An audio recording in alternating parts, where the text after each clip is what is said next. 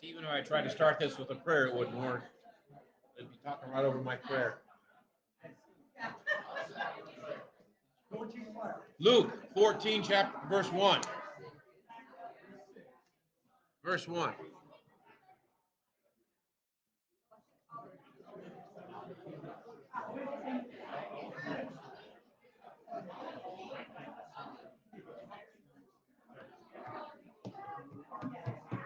Hey, Sylvie.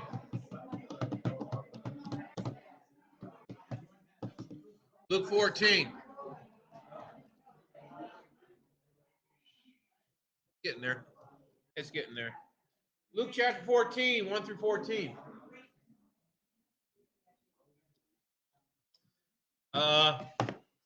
We've been staying in the Gospel of Luke for quite some time, but eventually we're going to be venturing into other ones. But Luke has got a lot of stuff right now that the other Gospel writers have nothing to compare with. So what Luke is having is his own perspective and reporting the events that none of the other three do.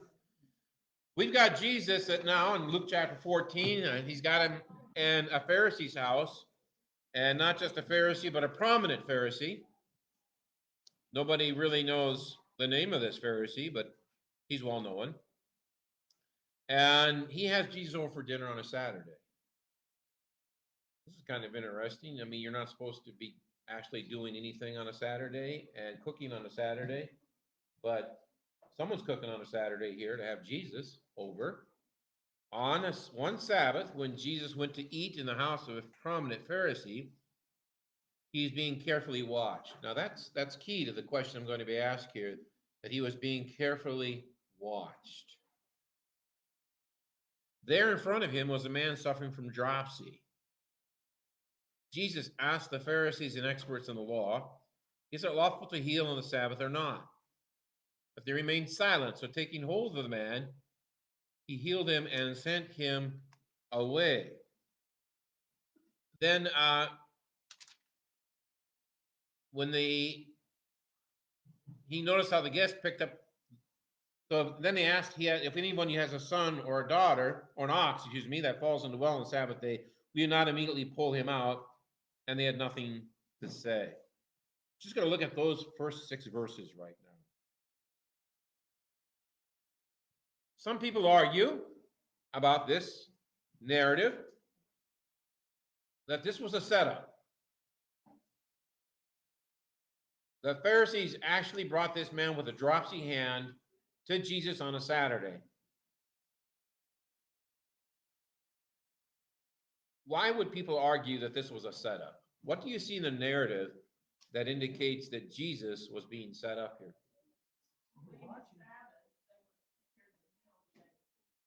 Yeah, they're supposed to prepare the meal the day before, which I'm sure they probably did. But it's fascinating that they definitely made it an intent to invite him over on a Saturday, on a Sabbath.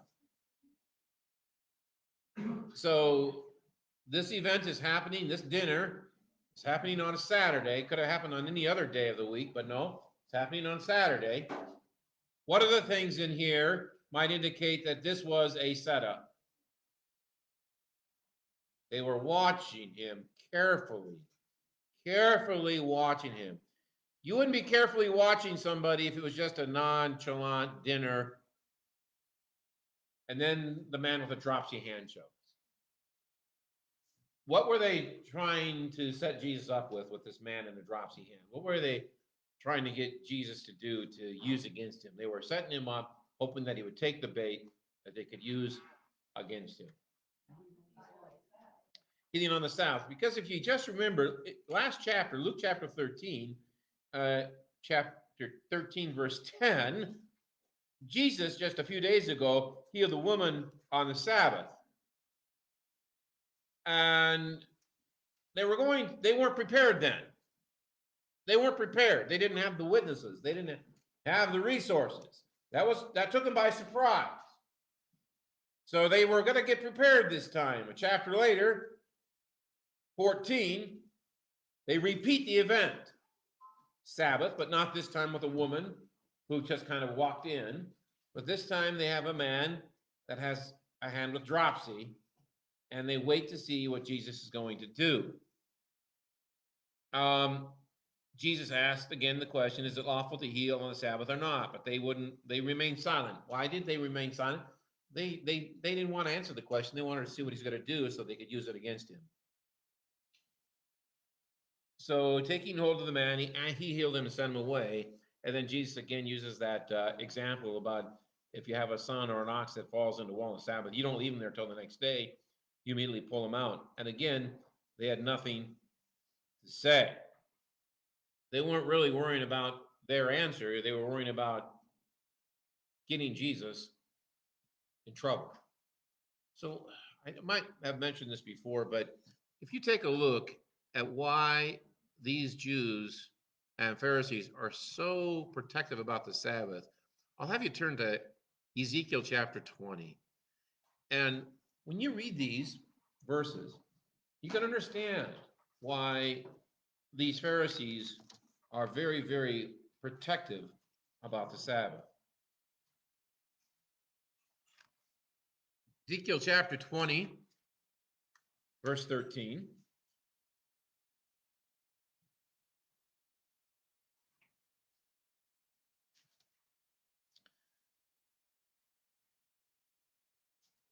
In chapter 20, verse 13, God says to the prophet Ezekiel, "Yet the people of Israel rebelled against me in the desert. They did not follow my decrees, but rejected my laws. Although the man who obeys them will live by them, and they utterly desecrated my Sabbaths. So I said I would pour out my wrath on them and destroy them in the desert." Then go down to verse 16. And again, because they rejected my laws and did not follow my decrees and desecrated my Sabbaths, for their hearts were devoted to their idols. Go down to verse 21. But the children rebelled against me. They did not follow my decrees. They were not careful to keep my laws. Although the man who obeys them will live by them, and they desecrated my Sabbaths. So I said I would pour out my wrath on them and send my anger against them in the desert. And in verse 24, because they had not obeyed my laws, but had rejected my decrees and desecrated my Sabbath, and their eyes lusted after their fathers' idols, I also gave them over to the statues. And if you go to Ezekiel chapter 23, verse 38,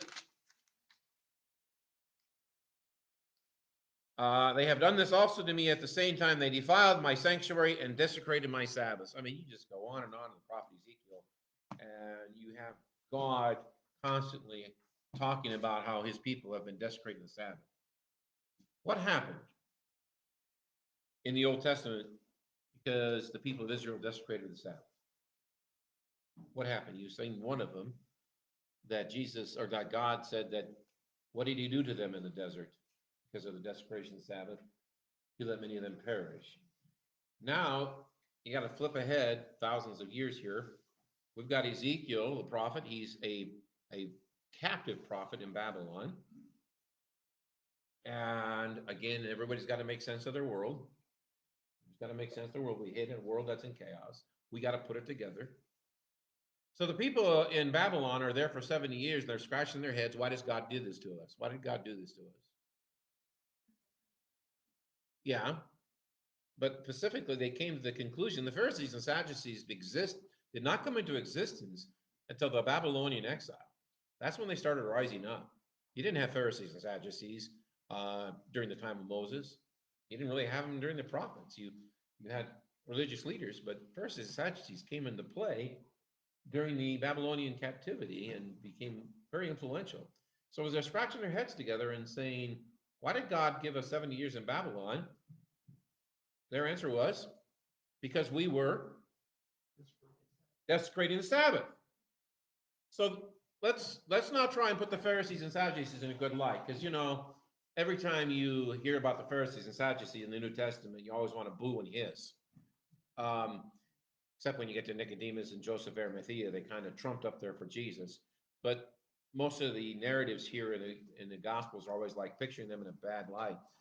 But let's try and put this in a way and say they're in a good light. What were they trying to do by having such protection around the Sabbath?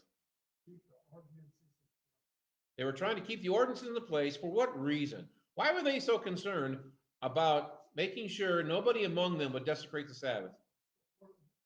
they're in Babylon. Not now. But I mean, they were. But they came back with Babylon. They came back from Babylon, yeah, in 587 So BC. They want to make sure that they keep the law of Moses intact. Because what are they afraid of happening? God's wrath, punishment.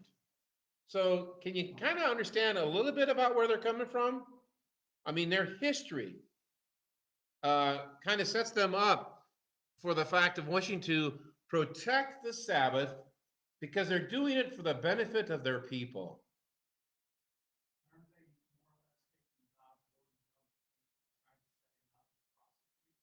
Well, they didn't see Jesus as God because of the reason why. If you look at John chapter 9, anybody that does work on the Sabbath cannot be from God. They actually say that about Jesus. Right.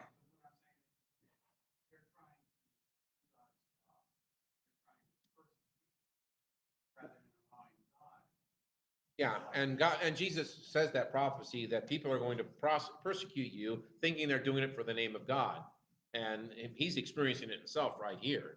That they're thinking they're standing up for God and standing up for the people of Israel. So I always kind of, I mean, I have a little understanding of the Pharisees, and I don't want to be so harsh on them, as a lot of people are. But let's be honest about it. Does not your history has a lot to do with how you look at the world? How you were raised and how you were treated and how you were brought up, you know? So let's kind of, I'm not going to excuse the Pharisees for their behavior, but I want to have you have an understanding that the religious background, the history of the people of Israel, Pharisees were just trying to do their job of protecting the nation. That's what Caiaphas wanted to do in John chapter 11 after Jesus raised Lazarus from the dead. He said it'd be better for one man to die for the people than the whole nation perish. They all are having good motives. Their motives are wanting to protect their country. But the way they do it can be wrong, right? Sometimes we have the right motives, but sometimes we go about doing it all the wrong way. So the Pharisees, I do believe, have the right motives. Jesus wants to protect the sheep as well, but they were going about it all the wrong way. They refused to see that maybe Jesus is sent by God and we need to reconsider these sabbatical laws. For them, though, they couldn't handle it.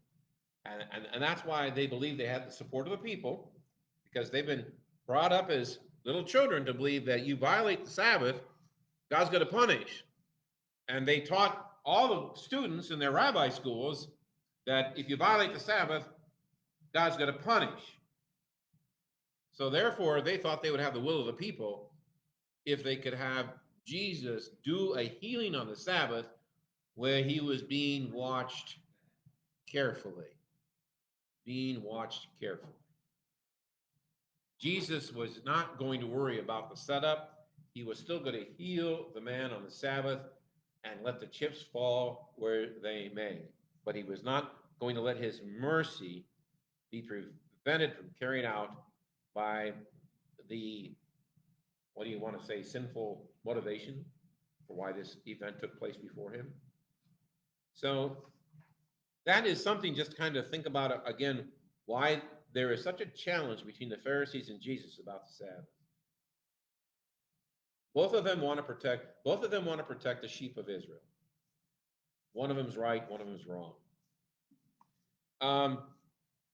So then he mentions how the dinner in chapter 14, 7 through 14.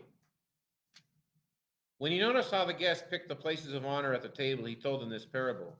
When someone invites you to a wedding feast, do not take the place of honor, for a person more distinguished than you may have been invited. If so, the host who invited both of you will come and say to you, give this man your seat. Then, humiliated, you have to take the least important place. But when you are invited, take the lowest place, so that when your host comes, he will say to you, friend, move up to a better place. Then you will be honored in the presence of all your fellow guests. For everyone who exalts himself will be humbled, and he who humbles himself will be exalted. Then Jesus said to his host, when you give a luncheon or a dinner, do not invite your friends, your brothers or relatives, or your rich neighbors. If you do, they may invite you back, so you'll be repaid.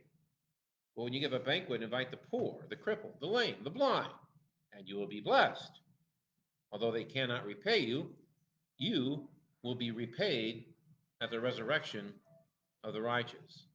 So Jesus, after this Sabbath event, goes into a lesson of humility. When you look at his message on humility, does Jesus practice what he preaches? Does he just preach about humility or does he live it? He was God that became pretty humbly. Right. He humbled himself in the form of a servant, being obedient to God, even to death on the cross. There's no more shameful death than being crucified. And Jesus humbled himself to that point. He did not only preach it, he lived it. Let's take a look at James 4:10 in after Hebrews, James chapter 4:10.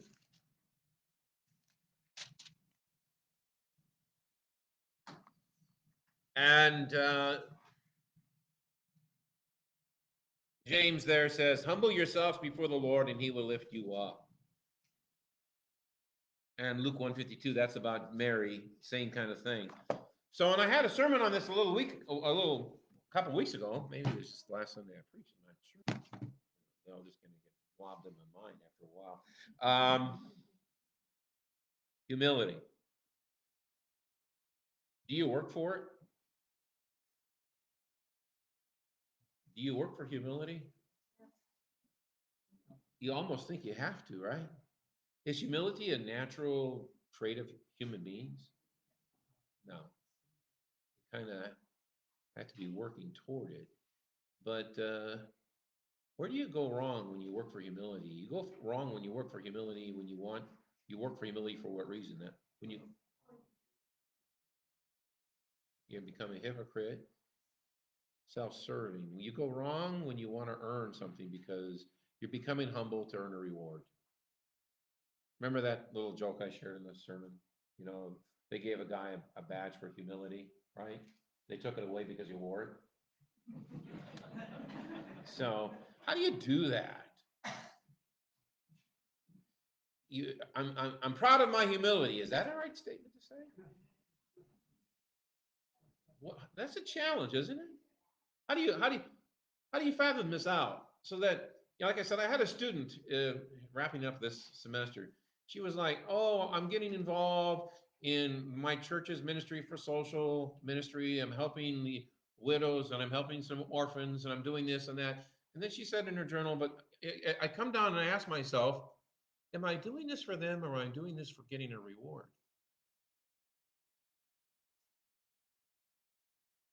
And I thought, wow, she's really introspective because I know I ask the same question when I try and do nice things. Am I doing nice things to get the reward or am I doing nice things just because I'm doing nice things? What do you want to comment on? Yeah, Go ahead, Janet. it is if you find joy in doing God's work, that's the struggle, is you're doing something because You get a you reward. like feeling the joy. And you know you're helping somebody, but it's that joyful feeling that you Yeah. get. Yeah. And again, you got that situation. So I'm doing it so I can get some joy. One of the things that people have said, this is so true, I see it in life. When you sometimes go into darkness and depression, what's one way many times to lift yourself out of that is serve a neighbor. Have you ever seen that? Serve somebody. Get busy. Serve somebody. And then for some reason just getting busy in service and just loving your neighbor helps many. I'm saying because it's a cure-all for all of it, but helps many when they struggle with the darkness is just to get busy and serve. Um, but then again, you always go back to the point. This is why I always say it's really, really hard to understand that relationship between humility and reward. And even Jesus says the same thing, right? At the very end of it, he says, you invite the crippled and the lame and the poor because you will be blessed. There's just really no way about getting away from this concept, but just because of our sinful nature, we're so torn to that idea about we just don't do something without trying to get something back. That's what the Pharisees were doing. We're going to invite over the good people because then the good people are going to invite us back. To do things, I think maybe humility is to do things without looking for any reward. And if you you do them not for the sake of the reward, you just do them. And if you get a reward because of it, okay. But you don't do it for the sake of wanting a reward. You just do it.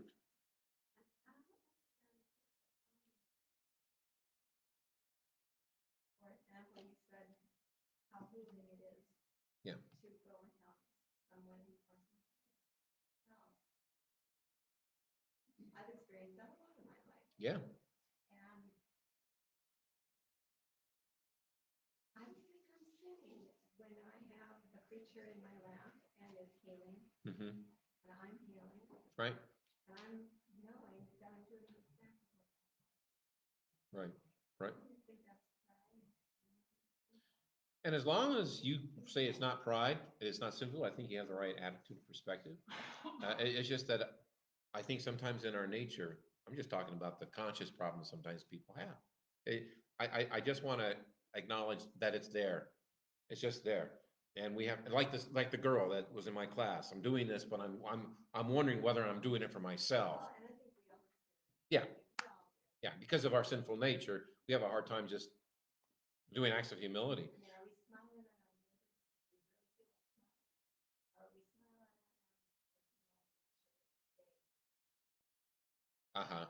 On the good side. On good terms with With our them. neighbors. Right. Yeah.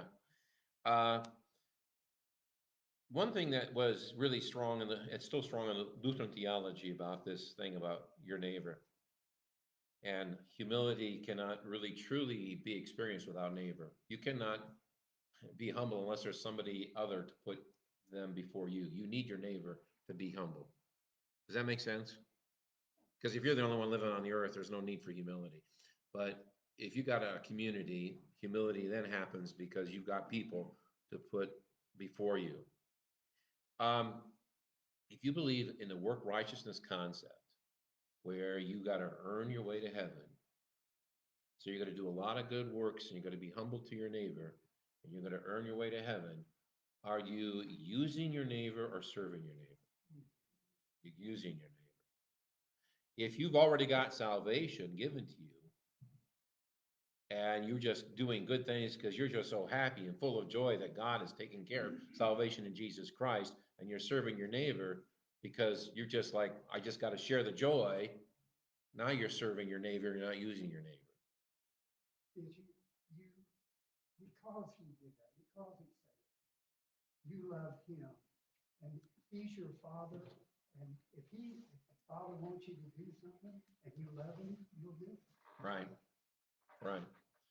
And when that truth was shared with me in some of the readings, I said, that just really lifted up a burden off my shoulder. It's so true that, wow, when you look at work righteousness, your neighbor because someone you use. But when you understand salvation is by grace, now your neighbor is someone you serve. What a difference. What a difference. Yeah. So what does Jesus have to say about the sense of reciprocity? Is the Christian gift or reward? We're already kind of going through that. If not, why does Jesus say what he does? I think we covered that. And here responds how in verse 15. Then one of those at the table with him heard this. He said to Jesus, "Blessed is the man who will eat at the feast in the kingdom of God." What's this man referring to? His name is unknown, but he's referring to heaven. And we're going to look at another banquet that Jesus enters into this narrative in Luke chapter 14. Jesus replied, "A certain man was preparing a great banquet and invited many guests. The time of the banquet, he sent his servant to tell those who had been invited, come, for everything is now ready. But they all alike began to make excuses. The first said, I've just bought a field and I must go and see it. Please excuse me. Another said, I've just bought 5 yoke of oxen and I'm on my way to try them. Please excuse me. Another said, I just got married, so I can't come. The servant came back and reported this to his master. Then the owner of the house became angry and ordered his servant, go out quickly into the streets and alleys of the town and bring in the poor, the crippled, the blind, and the lame. Sir, the servant said, what you ordered has been done, but there's still more room. Then the master told his servants, go out to the roads and country lanes and make them come in, so that my house will be full. I tell you, not one of those men who were invited will get a taste of my banquet. In order for you to have a table in your house back in those days, what did that indicate about your wealth? It was pretty wealthy. Yeah. And what's the banquet a symbol of that Jesus is using this parable? This banquet is referring to the banquet in heaven. Interesting how, again, the Pharisees kind of got things mixed up over the course of time. The Targum is still one of the books the Jews use to this day. And the Targum looks at this whole narrative quite differently. Because in the book of Revelation, you see that too, that God's going to pour out a cup among people, among the unbelievers. But what cup is he going to pour out? A cup of wrath. So you can kind of see how these Pharisees and the Jews back in these times are trying to look at this message of Isaiah, and they look at it a different light, that God is indeed going to invite the Gentiles to this banquet, like Isaiah says, but because they've got that disdain for the Gentiles, they understand it this way. In 2b, Yahweh of hosts will make for all the peoples in this mountain a meal, and though they suppose it an honor, it will be a shame for them, and great plagues from which they will be unable to escape, plagues where thereby will come to an end. So what kind of attitude would such paraphrase foster among the Jews toward the Gentiles? Not a healthy one, right? I mean, if you're being brought up and educated and indoctrinated in this, you're going to hate the Gentiles. So you see a little bit explanation of why Paul's got such an issue in the book of Acts with the Gentiles, as he's trying to help the Jewish Christians say, hey, the Gentiles aren't bad people. We've been taught all along for years that they have, and now you're going to change our whole knowledge. And Paul says, not me, but God is.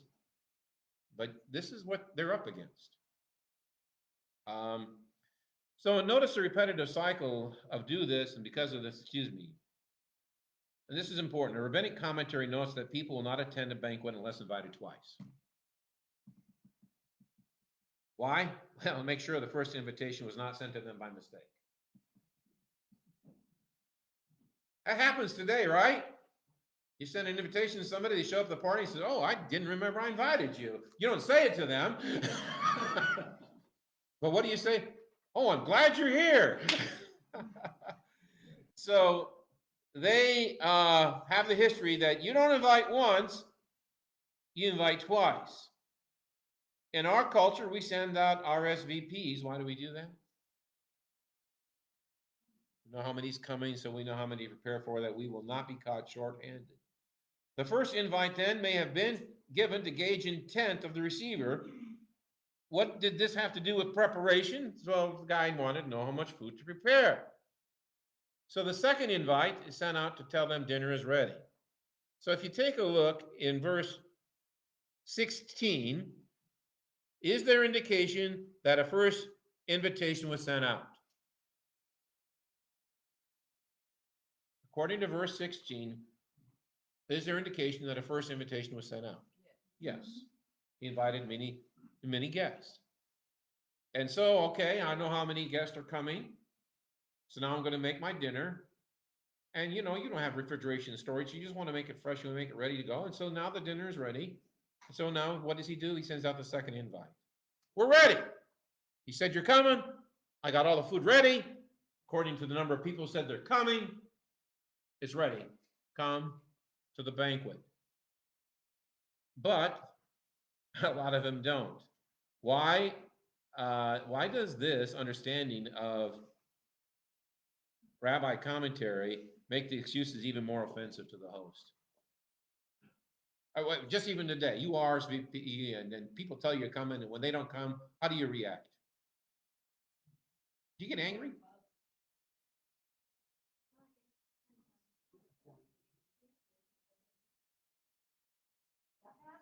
Stuff happens. So yeah, that's true. Stuff can happen. But you know, when you have that parties, I mean, there's a little bit of disappointment in your heart that people who said they're coming aren't coming, and then it's just not one, but as you can see in this narrative, he's got three.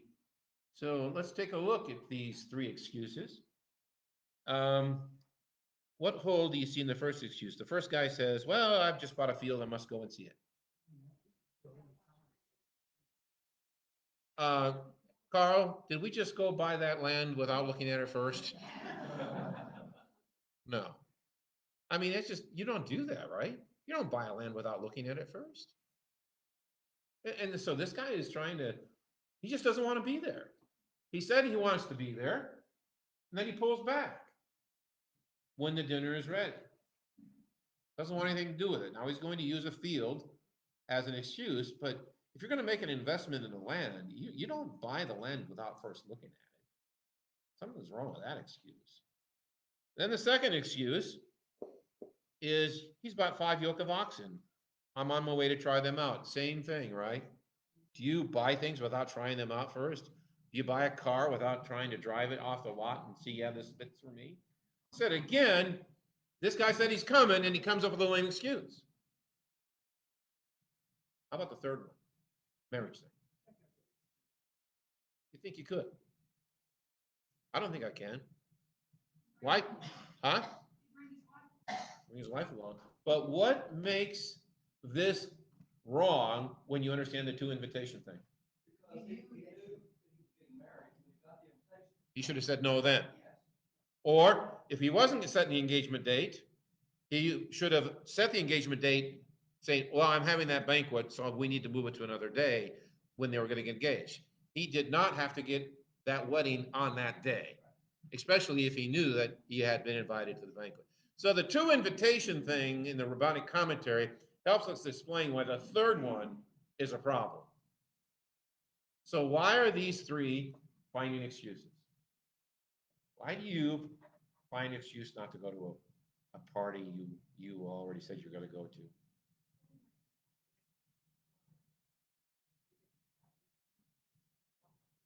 That's it right there, Jennifer. You just don't want to go. Because if you want to go, even if you're tired, you're still going to go. You just don't want to go. How does this pick up in this relationship between Jesus and the Old Testament? In the Old Testament, what are the prophets doing? The prophets are proclaiming that a banquet's going to be happening in the future. And all the Old Testament people are, yeah, I want to go to that banquet. I want to go to that banquet. They're all excited about going to that banquet. And then finally, Jesus is, and the banquet's here.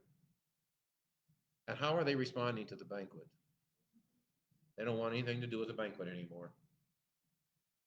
We're going to find some excuses not to follow this Jesus. And therefore, if the ones who originally invited aren't going to follow the banquet, what does the host of the banquet tell his servants to do? Find some Gentiles. Go find some Gentiles who, of course, because I've just shared with you, they hated the Gentiles because of the way they were brought up. So you're going to tell us that this banquet, of course, that just makes it worse because they can't believe that Jesus has got to be the banquet if he's inviting Gentiles to this thing. You know, if he's inviting the tax collectors, the prostitutes, and the great sinners, which he's doing right now, he's really not doing Gentiles. That happens after the resurrection, and Paul does that. But he still invited the unwanted of society to the banquet. And they were like, oh, if they're going to be there, I'm not coming. If they're going to be there, I'm not coming. And so the big no's were coming through for this. The Jesus parable ends with an invitation to highways and byways without knowing. Response is in the first. This is appropriate, but what I want to key in on a word here, is in verse 24. I would like to hear various translations here. Can somebody tell me what translation they're reading and then read it out loud to the group? Verse 23. What translation are you reading? And then read it out loud. I have the ESV. Okay, go Isvia. And the master said to the servant, go out to the highways and hedges and compel people to come in, that my house may be filled. Okay, The American Standard. and American Standard. And the slave said, Master, and the master said to the slave, go out into the highway, along the hedge, and compel them to come in, Okay, we got compel. so that my house may be filled. We got two compels. NIV, what's they got? Then the master told his servant, go out to the road and tell them, come in, so that my house will be. We got three compels. Anybody have any different word than compel? Make them, we got make them. So that really isn't really any different in the words between make and compel. So one way to look at this Greek word for compel is to compare where it's also found in the scriptures. It's not used very often. It's found in the Bible 3 times. So let's take a look at how it's used in other places of scripture to see what Jesus is communicating by this word compel and what that means in our mission efforts. Acts 26:11. Go to Acts 26:11 and see how that verb is translated there.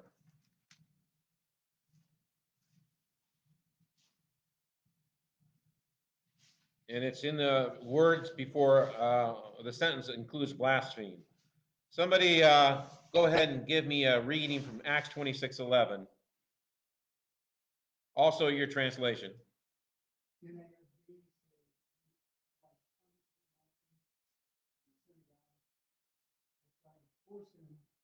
To blasphemy. So you got word force. You got the word force in the ASV. But NIV, what do they have? Many a time I went from one to another, Force them. You got force as well. ESV is force, Jay?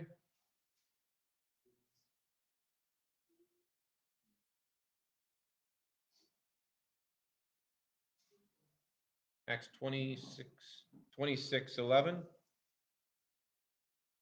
Make them. Make them. Got to make them. Kind of like over here. Another place where it's found is in Galatians 2:3 and 14. Galatians 2:3 and 14. Yeah, Galatians 2, chapter 2. was compelled. You got compelled there? What else do you need? Make, is the word make them still there? Galatians 2:3 and 14. 14 is again is compelled. All right.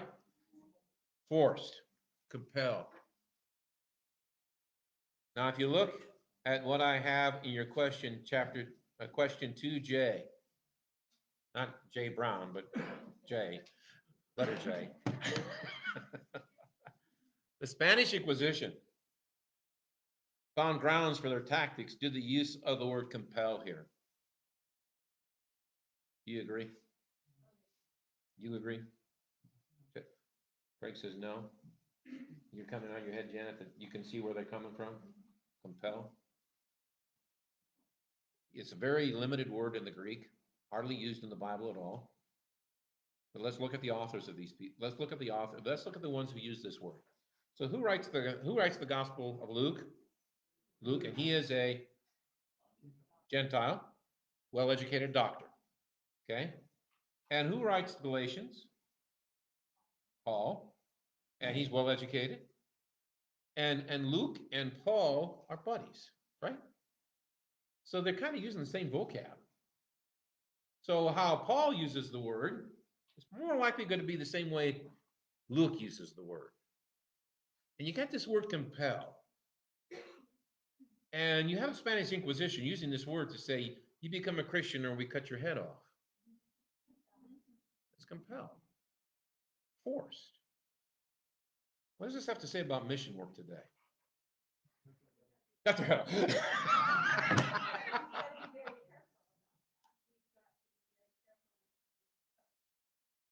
Yeah. We don't want to. We don't.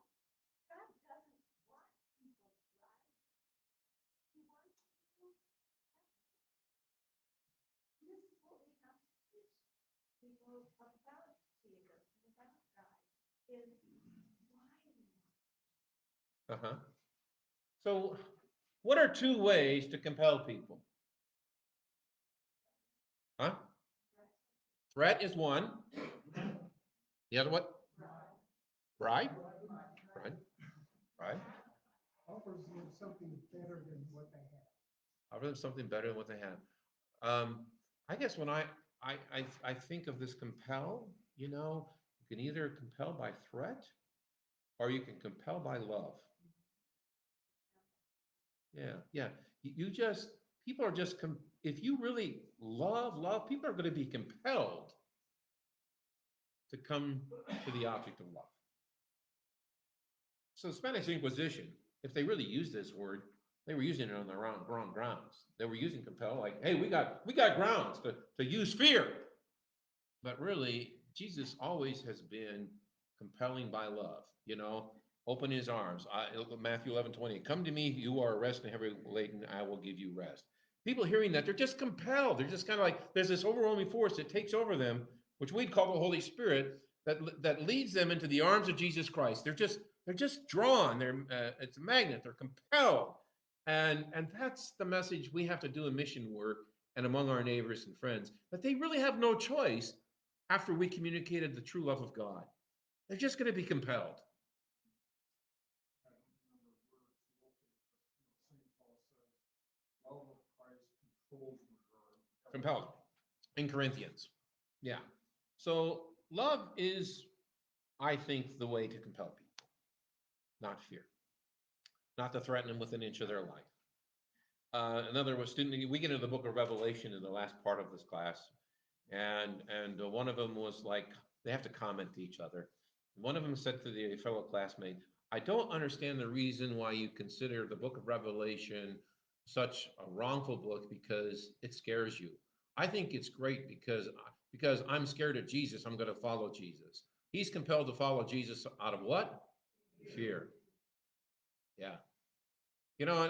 I would love to sit down and have more dialogue with these students to just kind of work them through this process about what are they really saying, and if that's really the message they think Jesus is operating on, that God is going to compel you into his family by fear rather than by love. You got to give it to those missionaries out there who really are being compelled by love. And even Tertullian said in the early church, people started joining the church when they saw a lot of people dying for the church. Tertullian said, the blood of the martyrs is the seed of the church. When they saw the love, and even the guy that was putting Polycarp up, he said, the love these people have for one another is just unfathomable. And he was almost being compelled to become a Christian as well because of how they stayed just so loyal to this Jesus.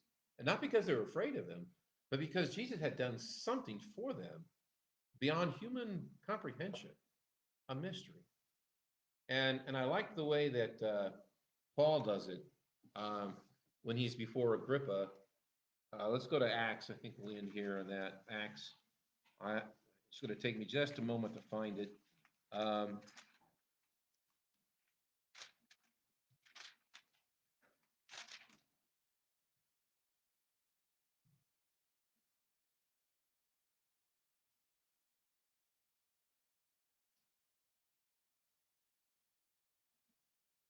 I think it's in Acts chapter 25.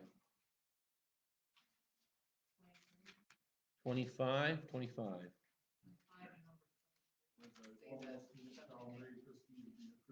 Yes. You know where that is, Pastor Halenka? Yeah, I'm looking at it here.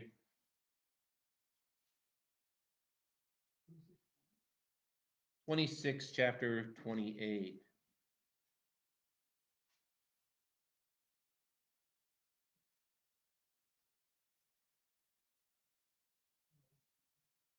Kind of says there, Agrippa says, "Do you think that in such a short time you can persuade me to be a Christian?" And Paul replies in 29, "Short time or long, I pray, God, that not only you, but all who are listening to me today may become what I am, except for these chains." Um, and I don't think that's the right one, but there is that situation where he says, "You almost persuade me to become a Christian." Um, it's in, I thought it was with Agrippa. Um, but I'm just using the idea that when Paul used it, he was not using fear to compel people to the faith. He was using the gospel, not the law, you know. And you can find somewhere along the line that one of them say, you almost compel me to be a Christian by his lifestyle and his message. Yeah. So that's just something to kind of keep in mind in our raising of our families and our witnesses and testimony is compelled by love. Compelled by love to keep your kids in the church. Um, and I don't know, it's not always the right, I mean, it's not always the cure all. I always like to preface that thing like, oh, I hear these stories. I don't know what I did wrong, Pastor. I prayed for my child. I brought them to church every Sunday. They went to Sunday school, and then they went to college, and they gave it all up. Why does that happen in colleges? Why does Yeah, it's too much influence because many of the colleges are secular, and the professors over there have an issue with God many times. So they sometimes speak more against the faith than for the faith. And that's why you got to appreciate the university systems of our synod, right? Because you're not gonna get a message against your faith. And I know they're maybe a little bit more expensive than the public school systems, but one of the families at Faith, they were just like, oh, I just want to make sure my daughter goes to a Concordia system because he went through a state school and he knew the influences that were going to face his daughter if she went there. And he said two reasons, and they both became true for him. A, I wanted her to stay strong in her faith, and B, I wanted her to marry a strong Christian, you know, or a Christian that would be open. So yeah, she actually married not on campus, but she did marry someone out. But because of her faith being embedded, he has joined the church and he goes to church with her now, and he's been good. So this guy's plan of just trying to continue to nurture their faith produce fruit, and it's helpful. I have to, but I'm not going to say it's a cure-all because there are students that go to Concordia University, they lose their faith, right? Yeah. But the odds of them staying faithful are a little higher in the university system than they are in the secular system because of the influence around their peers and around their teaching staff. I know our son Seth, when he went to Indiana University and he went to law school, he said, he told me that he and two or three other people in his class couldn't say a word because he knew he would just get ostracized due to the fact that he wanted to express conservative viewpoints and he wanted to express Christian viewpoints. And he knew that if any of that was, he would be actually, he would call persecuted. So he just kept his mouth quiet. But it's good to have someone like that in the field of law because you need Christian lawyers, and yeah, Cecilia and I are very happy with what he's doing as far as he goes to church more than his father does. So, believe that or not, yeah, he does. We were there just a few days with him, and he turns on the Fort Wayne Chapel service while he's working from 9 to 9:30 every morning, and it's just his routine. He just listens to the chapel service from 9 to 9:30 every morning, and he just knows it wouldn't be his day unless he would go to church on Sunday. So he's found a church in Chicago, and now he's been very actively attending, and they're involving him. So it's a blessing that somehow, he stayed faithful. God kept him faithful through those years of IU and then the law school, which really challenged his faith. But I would have to say this too. I know I had moments of challenge, my faith being challenged, but I also knew, I look back at those, when my faith was challenged, I became stronger. And so I'm not afraid of being challenged because I feel that it's a good way for me to grow in my faith and be able to express my faith in order to defend it. So just a few things. Like I said, there is no cure-all for it. But you pray, you love, and you lead by example and model, and you leave the rest of the world. Let's close with prayer. Father, we ask, O Lord, that you would continue to enable us to always be listeners to your word. We thank you for the invitation to the banquet, and that we, O Lord, are in that banquet, that you've invited all the people from the byways and the highways, and allowed us, by your grace, to be a participant in this great banquet to come. We thank you for your love that compels us into this banquet, and we ask that you would, O Lord, have us express love to those around us, that they too might be compelled by love, not by fear. Join with us in this eternal banquet. In the name of Jesus we pray. Amen.